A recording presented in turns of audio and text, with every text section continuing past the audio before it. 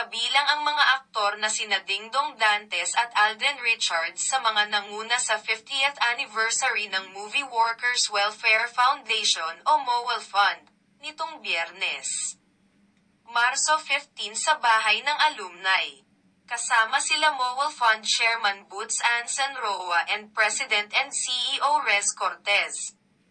Opisyal na ipinakilala sila Dantes at Richards bilang dalawa sa mga bagong miyembro ng Board of Trustees na nagbahagi ng kanilang mga plano para sa mga manggagawa sa larangan ng pelikula. With regards to activities po, yung first natin for kick-off which is the 50th anniversary and annual medical mission. Aside from that po, we will also having a MOWEL Fund Gala happening this year. This will be a year of celebration for MOWEL Fund po kasi.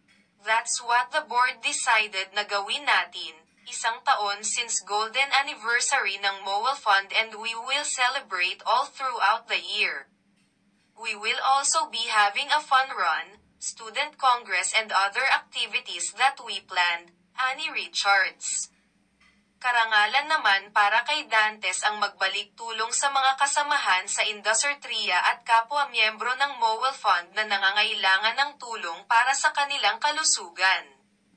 Isang karangalan na maging bahagi at makakuha ng imbitasyon mula sa kanila kasi member na ako dati ng MOWEL Fund for how many years na rin at as a member. Ramdam na ramdam ko yung impact ng organization sa aming mga workers, ani Dantes.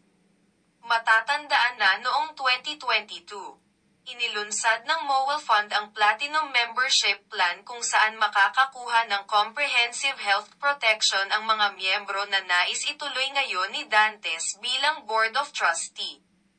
As a member rin and ngayon as member of the boards, this is an opportunity for us to give back and isa ito, medical mission, sa mga paraan namin.